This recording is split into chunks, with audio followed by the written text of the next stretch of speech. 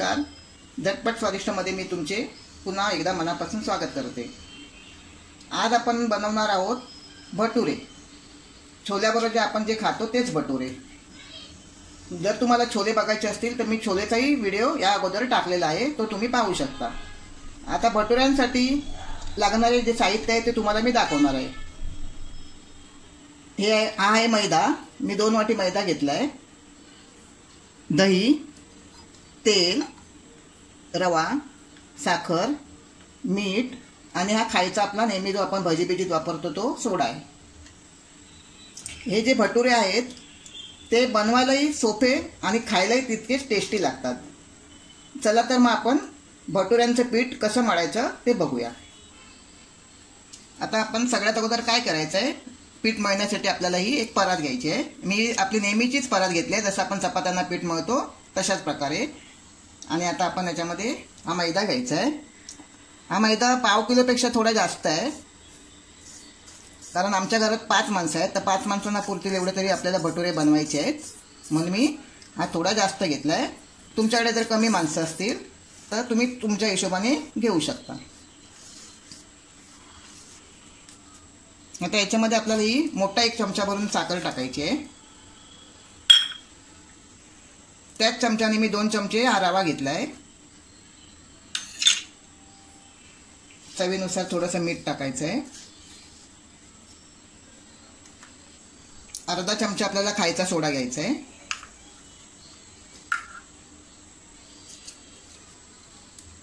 आणि 2 चमचे आपल्याला हे दही घ्यायचं आहे.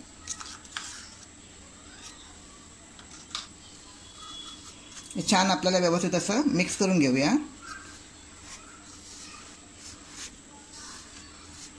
रवा व्यवस्थित मी चाळून घेतला आहे आणि मैदा सुद्धा मी छान असा चाळून घेतला आहे, कारण कधी कधी रव्यामध्ये सुद्धा आपण जास्त दिवस ठेवला तर अळ्या होतात किंवा दुकानातून आणलं तरी काहीतरी कचरा असतो, म्हणून मी रवा सुद्धा छान असा चाळून घेतला आहे. आता थोडंसं आपण तेल टाकूया. हे सुद्धा असं आपण एकत्र असं मिक्स करून घेऊया. बघा, हे सगळं एकजीव करून घेतलं आहे मी. आता आपल्याला हे जसं आपण नॉर्मल चपात्यांसाठी पीठ मळतो तशाच प्रकारे आपल्याला हे पीठ मळून घ्यायचं आहे. आणि जास्त घट्टसुद्धा नाही आणि जास्त सैलसुद्धा नाही.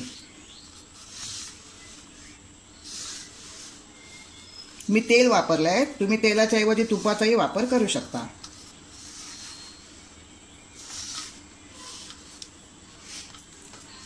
मी रव्याचा वापर याच्यासाठी ह्यामध्ये केला आहे की रव्यामुळे आपल्या पुऱ्या ज्या आहेत म्हणजे भटुरे ते आपले एकदम छान असे खुसखुशीत होणार आहेत. ज्या वेळेला आपण घरामध्ये गव्हाच्या पिठाच्या सुद्धा पुऱ्या बनवतो त्यावेळेला सुद्धा तुम्ही आवर्जून थोडासा 1-2 चमचे रवा त्या पिठामध्ये मिक्स करा. अगदी पुऱ्या सुद्धा छान अशा खुसखुशीत होतील.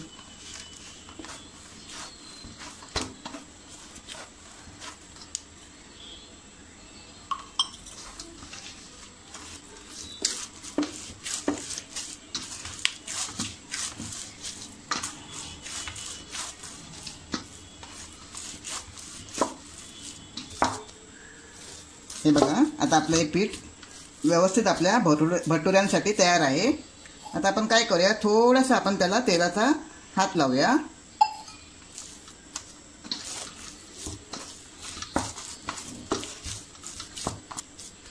आपलं पीठ आता छान मळून झालं आहे. आता आपल्याला हे अर्ध्या तासासाठी झाकून असंच ठेवायचं आहे एका ओल्या कपड्यामध्ये. मी एक रुमाल टाकला आहे. आता अर्धा तास आपण वाट बघूया. हे बघा, आपल्याला बरोबर अर्धा तास झाला आहे पीठ भिजवून. आता आपल्याला हे पीठ असं थोडं छान असं पुन्हा मळून घ्यायचं आहे. आतमध्ये रवा असा छान फुलून आला आहे.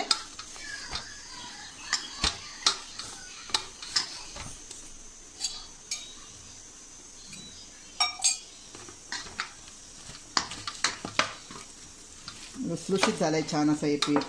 आता आपल्याला याचे छान असे गोळे व्यवस्थित करून, मला ज्या साईजचा पाहिजे असेल त्या साईजचे आपण हे गोळे करून घ्यायचे आहेत. छोटे हवे असतील तर छोटे करायचे, मोठा हवा असेल हॉटेलसारखा तर मोठा बनवायचा. मी आता हे मध्यम साईजचेच करते आहे. असे मी गोळे करून घेते सगळे एकत्र आणि नंतर आपण त्याचे भटुरे लाटायचे. हे बघा आता माझे गोळे सगळे मी तयार केले आहेत. आता आपण हे लाटूया.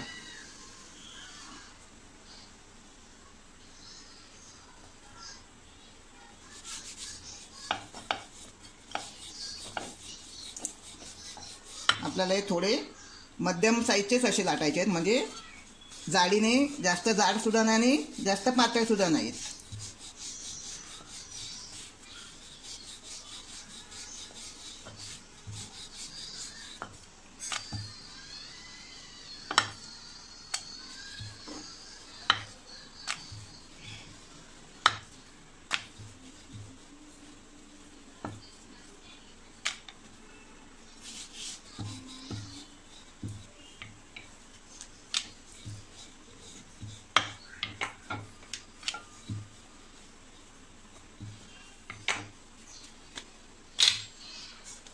असंच दुसरा सुद्धा एक आपण छोले बरोबर खाण्यासाठी आपण भटुरा बनवून घेऊया.